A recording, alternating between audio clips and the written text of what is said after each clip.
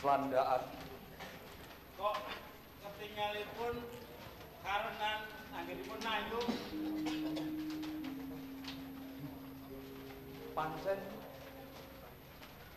ora tak selak. Panjenengan menika keperanan tayupipun menapa keperanan let. Kowe kok bisa dakwaku takon keperanan tayu. Kowe apa keperanan ledek iki? Karepmu piye, Slandang? Kula niku tiyang sepuh pun walet uyah. Dan terus langkah panjenengan menika kula pun saged raita. Slandaan. Nggih, Ora tak selaki. Aku keperanan lawan sing langen beksa tayub iki. nah, rak tenan kok. Keperanan ingkang pundi? Ngene. Upama pangarsaning tayub lawan ledek sing jiwatmu ditimbali swanrene sapa? Oh, tartamtu saged. Napa melih kang nimbali Ki Ageng Wanabaya? Yen kaya mangkono ora ditimbal swane pangarsaning tayub. Dika. Yo. Suman.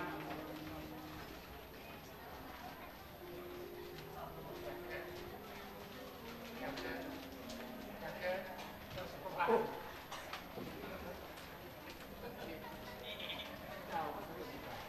Sampeyan sing dadi pangarsaning tayub iki mang. Nggih. Jenengmu sapa? Kula Pak Wongso. Pak Wongso. Banjur sing ana mburine kan sapa? Kula pangkatse Ki Ageng. Pamikatse. Nyuwun sewu panjen lari dusun dados kirang tragila Kanjeng. Kanjeng menika lak lari kula menika anu Kanjeng lari kula menika kala pun nuju lari Kanjeng. Kanjeng. Ya. Iki pamikatse iki anakmu. Nggih. Sing langen beksa tayub iki mang. Nggih menika ngetoran bintangipun anak kula. Wonten dawuh menapa? Pak Wongso, Nggih. upama aku kepengin sabejaga lawan anakmu si pamikatse, entuk apa?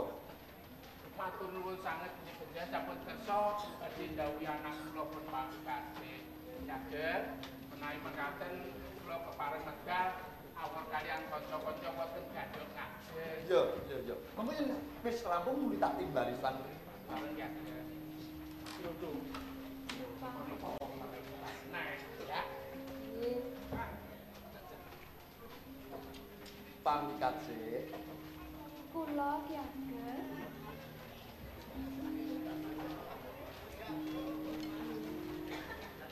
Endah Sulistya Marni. Kenapa kok dadak barang lecet tayub barang lho.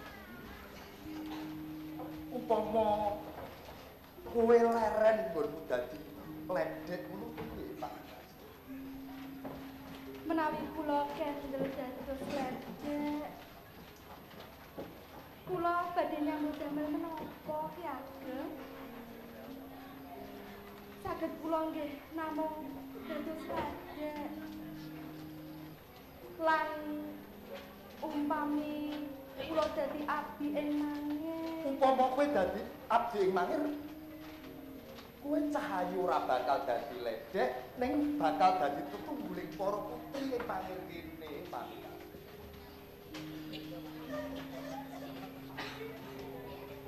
Rukuh mangir kene arum kang tanpa kembang. Sawise mulang sliramu pamikat sih beksa langen tayub mapan ning mangir kene.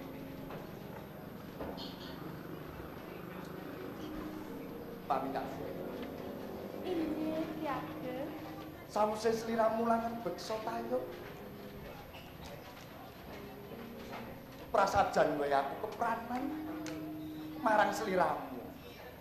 Upama sliramu tak dadekke sisian kowe mangir ngono piye? Waduh. Kesangetep anggenipun pangalembono panjenengan dumateng kula, Kanjeng.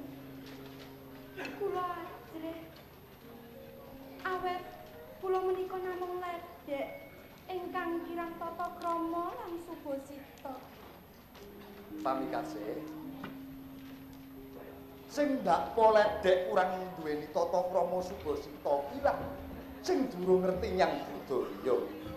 Tembung tayub ditata karben guyub. Sawise aku ngerti nggonmu sliramu beksa tayub, rasane atiku semune ora bisa ngilangi wewayanganing atimu kok. Pamikat sih manto yo aku. Tak penake uripmu dadi tetungguling para putri ing mangir kene.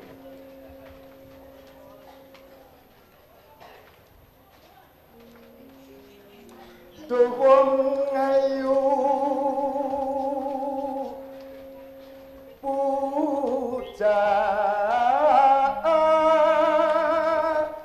ning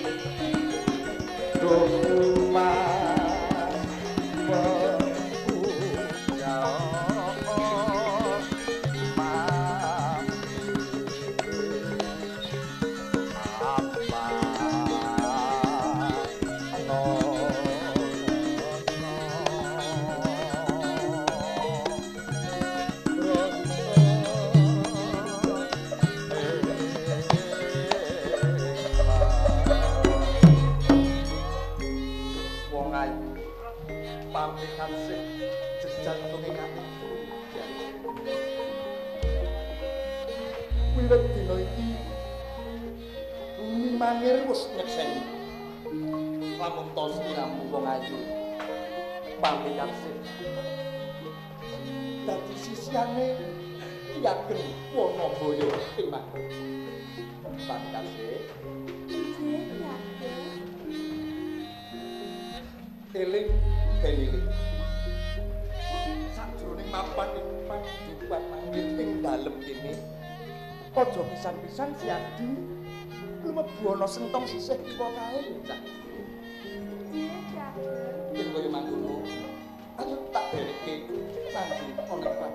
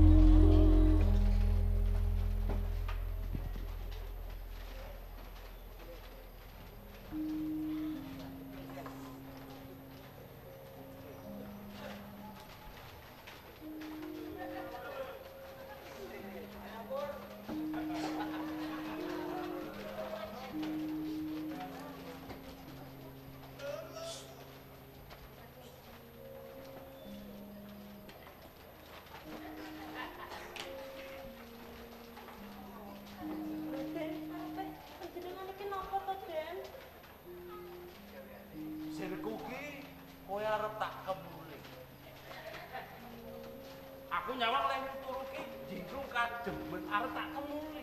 Mboten, kula mboten kademen lan kula nggih mboten kurang panjenengan kemuli lho, Den.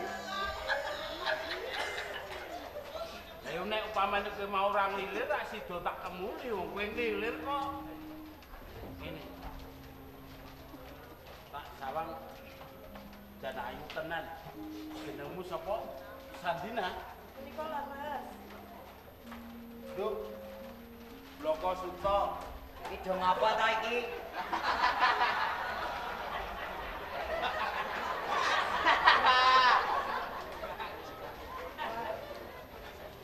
Kowe nek turun dijogo kuwi mau to? Tapi japakno kowe. Kowe malah keporo njogo ning njaba centok, kowe njaluk pira tak peni. Kok gatel nek. Ora, Tenan lho ya. kowe nek ana apa-apa kowe menehi tondo.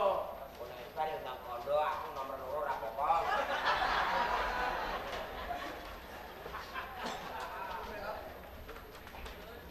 Kowe dak sawang kok ketoke ya durung duwe bojo. Ndak karepe Gelemo tak pek bojo ya.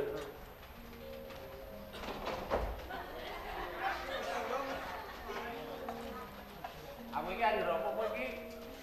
Kurang kok. Mboten kurang lah kula niki yoga terus tanggung jawab kalih niku lah nek ana apa-apane Ora tak kapak-kapake, kuwi mau ora gendenge bocor arep tak dandani. Mergo dheweke turu nang kono tak gugah dhisik. Ngono. kowe japakno mau. Japakno. digrumuti. Melu. Melu kepiye? Kula niki melu njaga soalé napa kula niki yoga ya dipasrahi supaya ledek-ledek niki kula tanggel jawab ngoten. Tanggel jawab kuwi apik. Apik. Nek aku luwih tanggel jawab timbangane kuwi. Oh, Tanggel jawabku ning jaba yen ana apa-apa. oh nek apa-apa jerit-jerit yo. Kok jerit-jerit iki kepiye? Sing tak kok jerit-jerit iki kowe ning jaba yen ana apa-apa kowe jerit to kok malah sandine kok jerit. Mungkin nek ana apa-apa kula tak jerit jenengan dapuripun ngoten nggih. Nggih. Tenan lho Nduk ya, SMS yang terjadi sesuatu.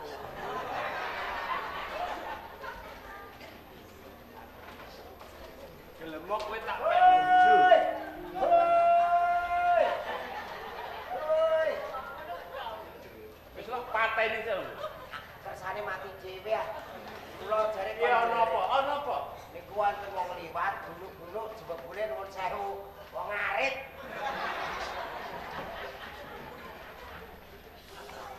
Kuwi mau apamu? Iku wong ralike kula to. Palike kaya ngono kok ponakane kaya ngene. Kowe gelmo tak pek bojo. Sampeyan iku rak sampun kagungan garwa to, Den. Apa nek wis duwe bojo ki ra entuk duwe bojo meneh kok?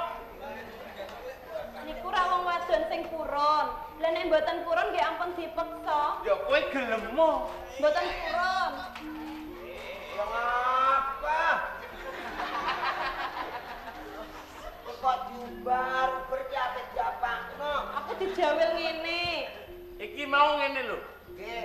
Aku arep benek gendeng dhewekne nang ngisor tak kongkon moro-rono. Lah kowe malah kowe lunga kecoblokan gendeng kowe. Lunga. Anu lho, niki nembe prainan lho.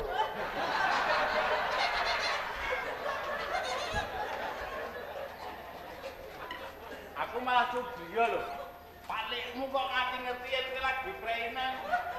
Cangkeme kowe gelemo dadi bojone Demang kowe njaluk apa bakal keturutan. Tresno kuwi ora jalaran saka bondo ya, Den.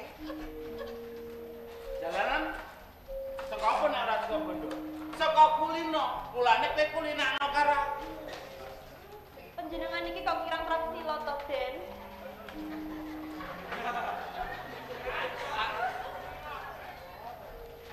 Nuwun sewu, kula atine ra penak.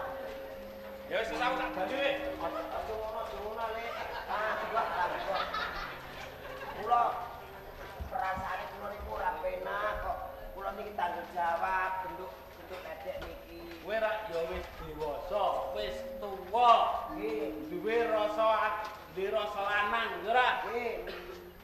Ning nek sajake kowe umpama kowe nduwe rasa karo Sandina, Sandina ora nduwe rasa karo kowe. Niku ponakan sumpah yo. Yo Nduk, kali om golek.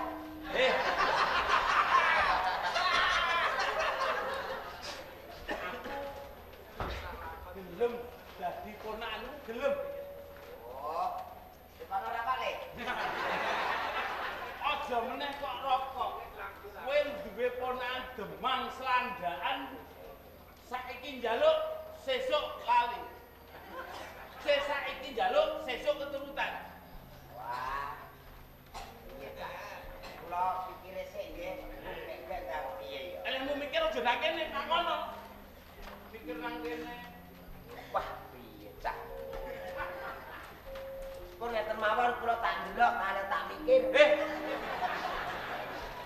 Delok apa? Kula jenengan iki ape lapo-lapo lah karepmu kula niki fokus mikir.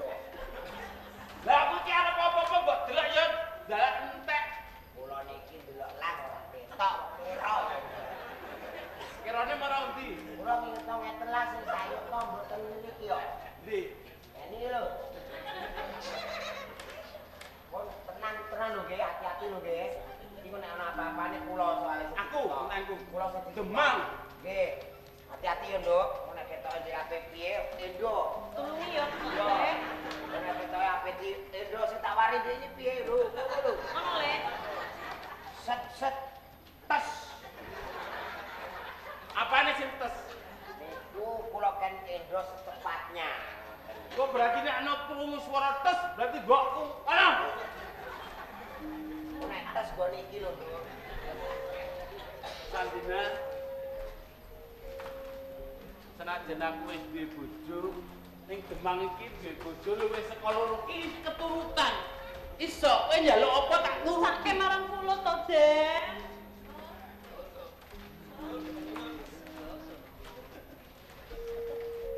cah kok le ayune. Kabeh wong lho, ora mung aku tok nduk yen ngarani kowe ayu. Ayune tumpuk.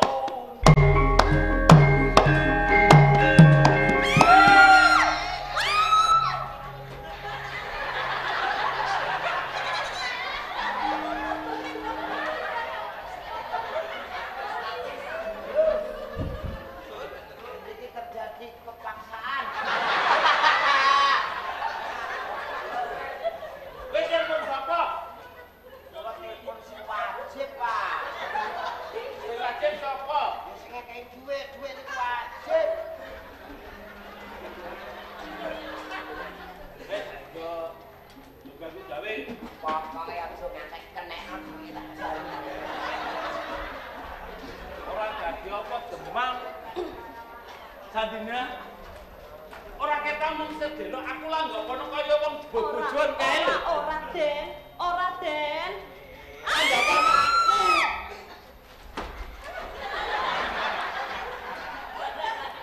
Ah, goblok. Lah sing bener piye? Rajret mubeng rono ra aman. Iki padha ae. Iki tak pikir-pikir iki sing iso gawe iki sutradarane iki. Anggep enak-enakno kowe kok ngene terus dicekel rono bleng batur makeh. Iki padha ae. Piye? Ora sah. Aduh. Jajal Mas. Jajal apa? Ki mau rek dikonoke ta? Dijawe-jawe ta? Tambah 50. Oleh njogo nganti tekan semono kuwi. Nggih lah kula niki waduh napa kula laporke?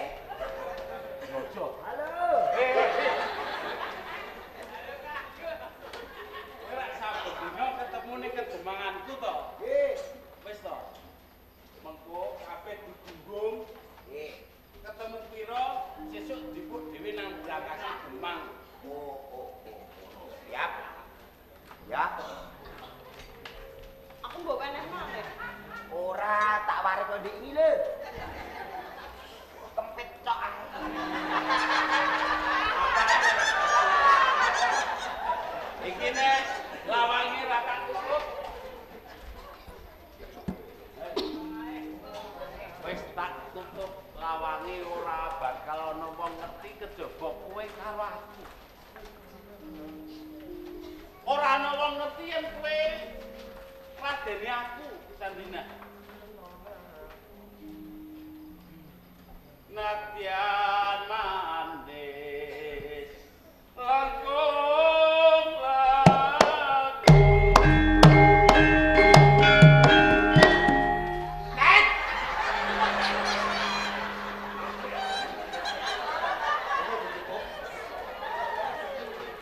Ekspresinya mana?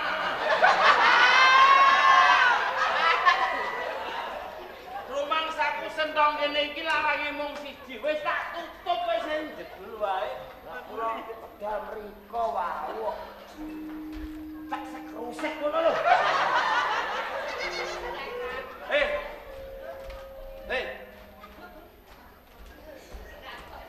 Nggih, Demang.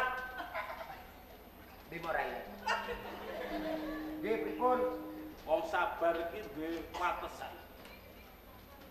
Yen nganti kowe ganggu gawe Demang ora esuk patahi Ditani kowe.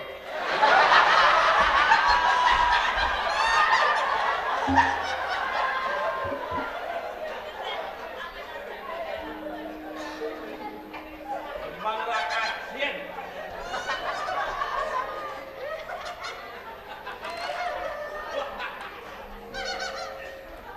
Sedelo wae. Ora. Sandina. Aku ora sudi, Den. Kowe ngomong njaluk apa karo Demang Slandekan njaluk apa? Wis ngarep kae aku ora wis ngomong to. Tresno kuwi ora iso dipeksa. Lan ora nganggur bondo donya Mas Pices Raja Brana. Kuwi sing durung tau nglakoni. Ora ana tresna tanpa bondo. Apa wong arep mangan tresna tok?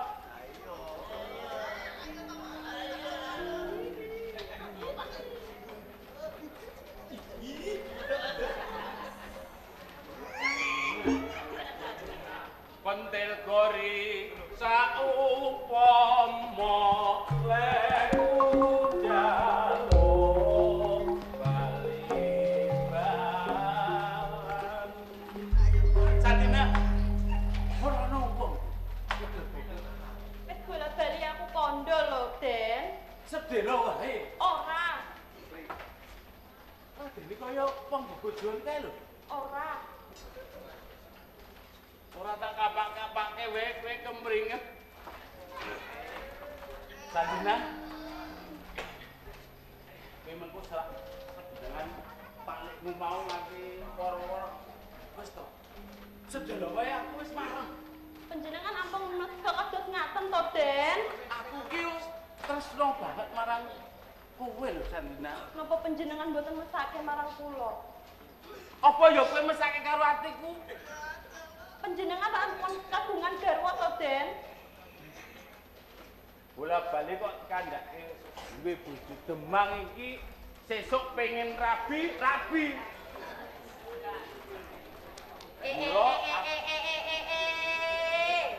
Jadi kaya ngono to sampeyan, Kang. Layak. Sampan iki ora tau gelem cedak karo aku. Jebule sampan iki duweni simpenan wadon to sampan iki. Lho. Sampeyan iki lho dadi wong lanang kok isih kurang terimane. Aku dadi bojomu, mbok jak bengirino aku ya wis gelem ngladeni. Esuk ya aku ya gelem ngladeni. Lho, sampeyan kok kebangetan temen. Wis yen wis rampung ngomong gentenan. Sik, durung rampung lek ngomong karo sampean. Lho, sampean iki nyawang aku iki kurang apane? Mbok sawang wonge ya ayu. Yo sibuk. Nang beneran kan? Loro atiku. Panas atiku. Bojomu. Panas atiku. Panas.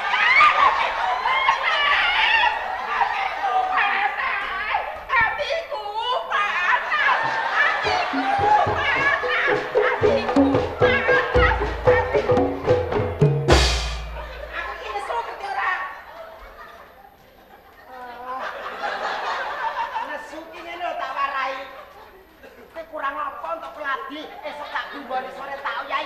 Pecek golek liyane apa kurang pikir.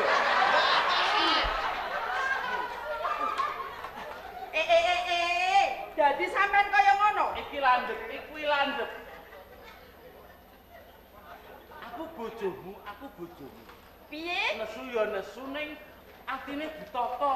Aku bojomu, aku wong lanang. Sampean ngerti nek sampean iki duwe bojo. Lho, nek sampean iki wis duweni bojo. Gini apa sampean iki seneng wong wadon liya? Kurang apane aku, Kang?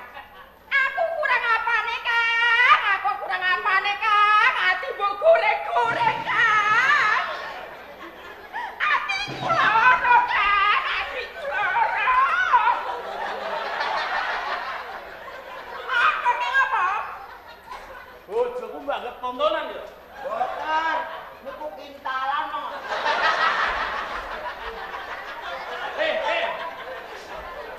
Tontonan iki karepe mbok nggo delok-delokan ngono lho. Oh.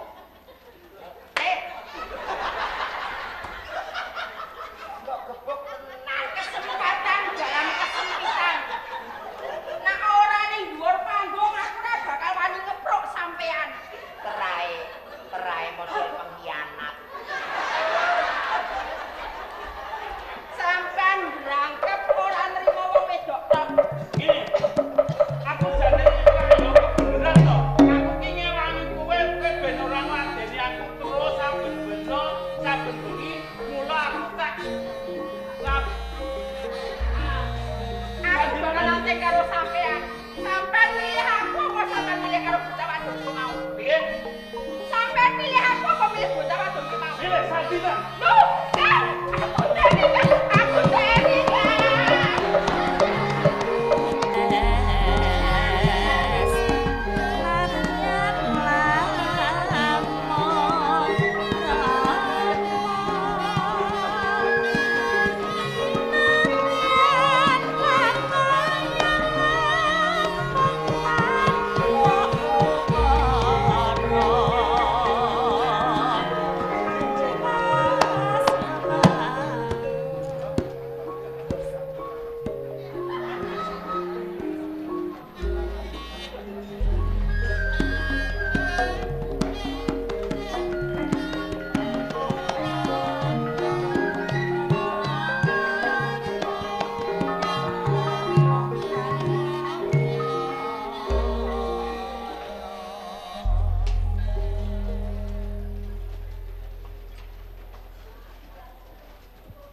Menika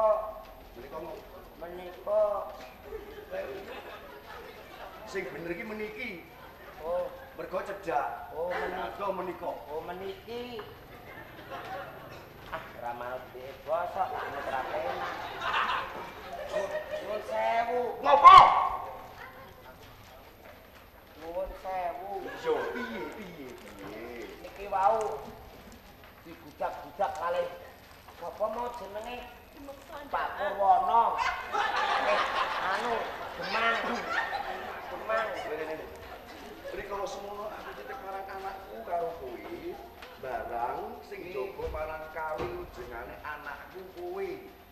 Yen nganti anakku dibuncak dening pawon, kudune kowe jaga marang kawilujengane. Gandeng kowe ra tanggung jawab, pateni kowe kok.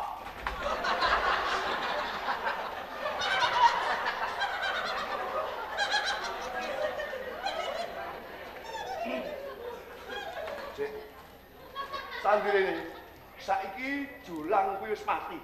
Gandeng bojone ayu peken sisan lho. Peken nek kepentek umurem. Kowe iki dicampake. Lah kula ajeng jenengan pateni kok. Niki wau critane kula nggih pun jaga. Terus Lah kula niku pripun piye ya nduk mau niki turu. Lah terus kula disete. Wang pelicin. jeneng nang ndi wae iki nek dagelan ambene tekane telat iki mung sedandane wis nganggo kaos. Lah kula kok nek nganggo apik saingan mbek sampean. Masuk. Iki Ngeten wong, niki wau demang suandaan ajeng remen kalian kula wong. ngene. Ayo tak jaban sowan oleh kepala. Pembayun saiki. Putri Pembayun menika sampun dipun pundhut garwa kaliyan Ki Wageng Wanabaya. Ya iku kentak. Mengko yen ana dikali Kanjeng Panembahan Senopati kang bakal tanggung jawab. Nggih. Melu. Nggih.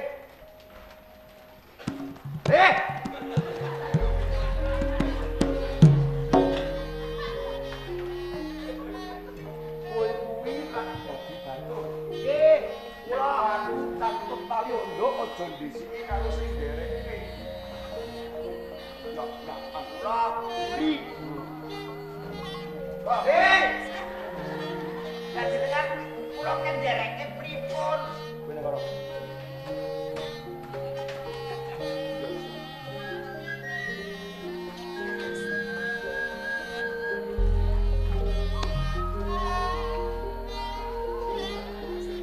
Kaya wis ra sabar aku.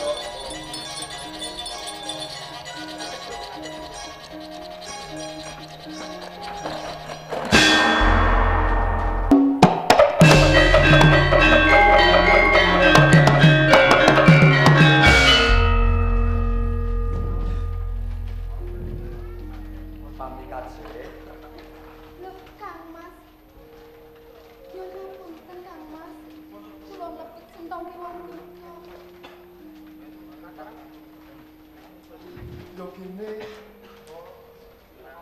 sliramu ku mau wani mlebu ana ing sentong sisih kiwa kene. Kok Kula wau kula mboten saged pireng Kang Mas. Awet kula kangen yang sepupu. lah yen sliramu kapan karo wong tuamu? Kok yo Pak Wongso pangarsaning tayub kae ditimbali sowan rene. Nyuwun pangapunten Kang Mas. Pak Wongso menika namung tiyang sepuh angkat. Wong tuamu angkat Inggih Kang Mas. pamit kaji. Nadyan to Pak Wongso pangarsaning tayub kae wong tuamu angkat. Kae wong tuamu yo tak anggap kaya mara tuaku dhewe cak. Ora dadi sabab. Mbok yo ditimbali rene apa awake dhewe sowan. Menapa estu panjenengan kersa ngangge tiyang sepuh kula? Lho, piye to? Yen kuwi wis dadi wong tuamu yo kuwi mara tuaku pamit kaji. Nyuwun pangapunten Kang Mas. Estunipun kula menika dede pamikansih. Nanging kula menika Retna Pambayun putranipun Rama Panembahan Senopati Kang Mas. Pembayun!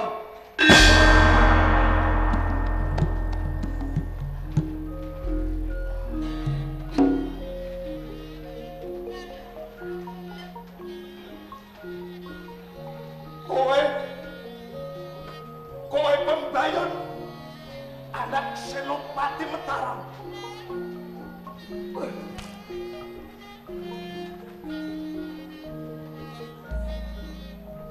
Kampusan aku. Senopati. Kowe licik Senopati. Ranyono kabar pisan. Anggur anakmu bapaknya mangir. Anakmu pembayun kok dadeke bisa mangir ini. Senopati Ransatmu kowe arep pateni Wonoboyo kanthi cara halus. Pembayun bapakmu yang mangir wis dadi wiso dapurmu wiso lho kene biar mateni aku. Kang Mas, semah kula ingkang kula tresnani.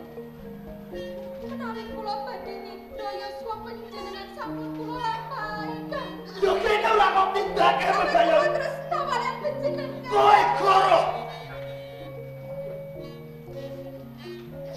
Kowe tresna karo aku. Kudune kowe matur wiwit biyen yen kowe anak Senopati Mataram. Awet. Cukup. Sat. Ijek Senopati dulu ya. Pembayun. Nunggu kene. Dadi iso dadi racun. Yen kowe ora tak pateni, kowe arep mateni aku becik. Pembayun. Mati dene aku kowe Pembayun. Mangke rumiyin, Kang Mas. Kula badhe matur. Matur kowe Pembayun. Mangke menawi sampun rampung atur kula, monggo menawi jenengan badhe mejeng kula, Kang Mas. Kowe arep duwe weling opo Pembayun? Menawi panjenengan mejahi kula, sami mawon panjenengan mejahi nyawa kalih, Kang Mas. Sing kok karepke Awit kula sampun bobot, Kang Mas. piye?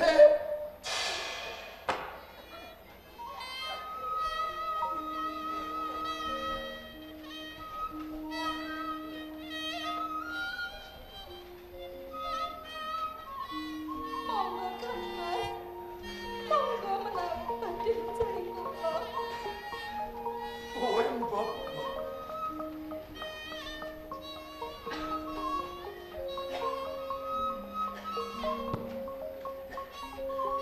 Kalah. Aku kalah. Pembayun. Yen ngono malah saya wimbuh rasa tresnaku marang kowe. Nadyan to putra Senopati Mataram. Kowe wis ngobot calon putraku. Saya wimbuh tresnaku marang sliramu. Pembayun. Yen sliramu wis gampang lawan wong tuaku, aku saguh sowan ana Mataram wong ayu.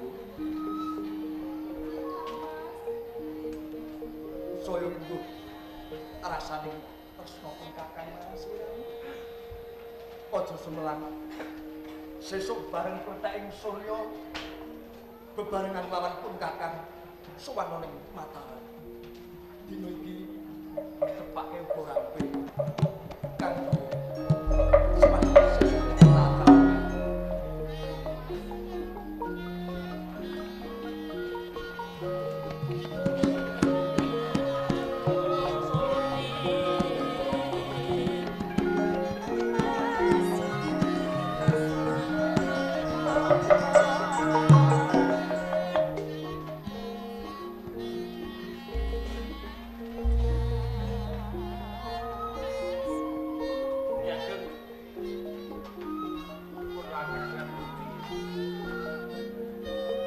Bang Selandaan. Ya ngono.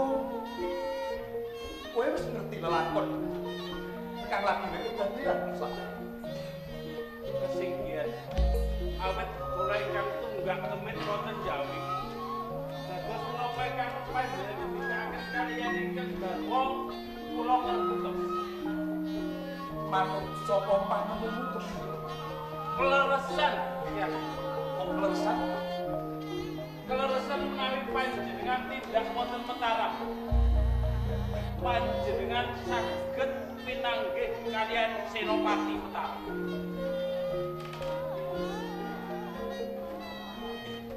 yen aku wis sowan marang Kanjeng Rama ing Mataram.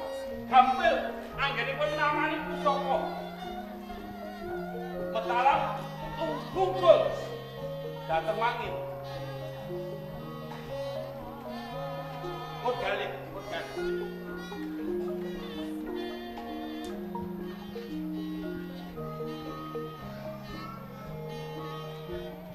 Monggo, sowan kemawon wonten Mataram. Senopati pun percaya.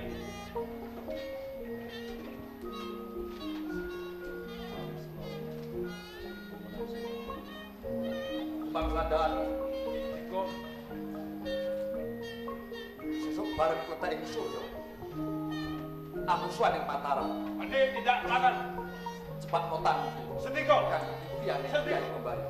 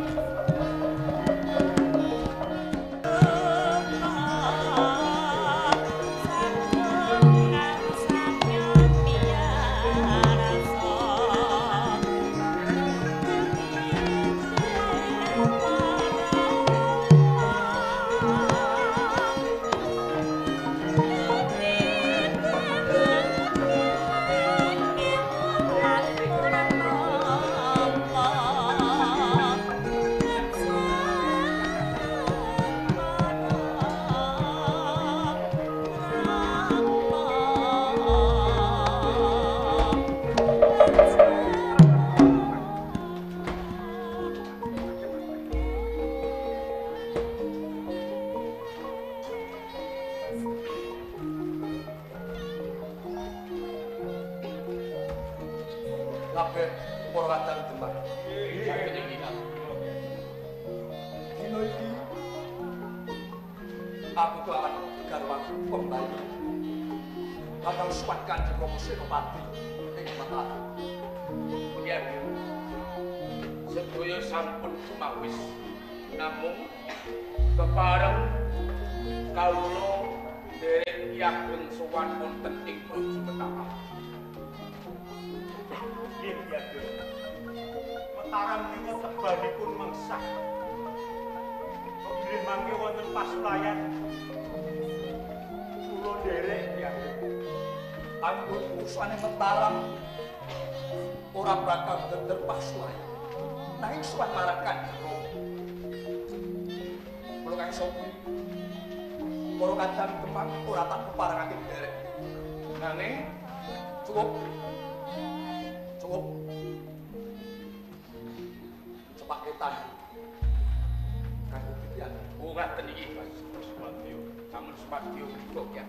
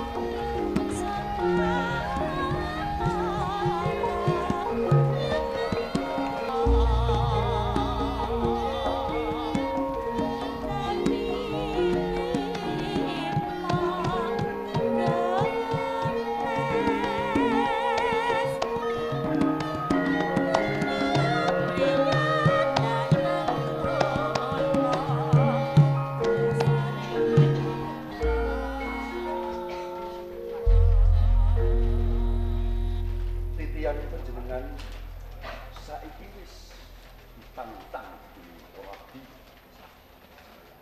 Terus bayi. Siramu saiki tidak asli mancing sarso, suan marang kamu lagi. Iya.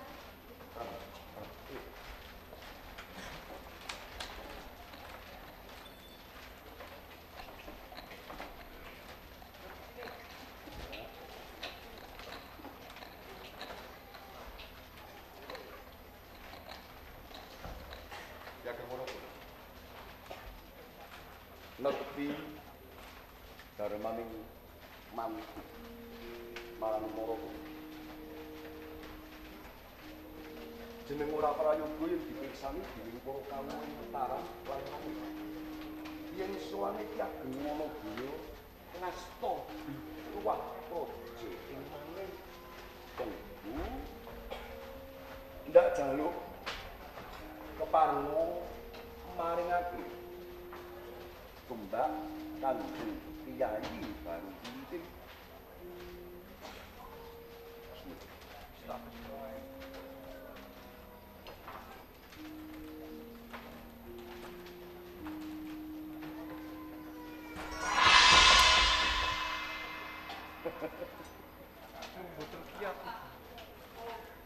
Sana bentuk wujud tumbak nanging diwah praja kang sajiwa marang Ki Ageng ngono.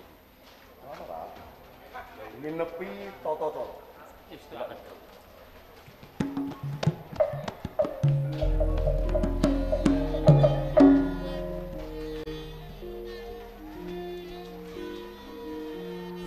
Ya ngono kuwi yo. Sawetawis tumbak kula ingkang betul. Monggo di sana, monggo.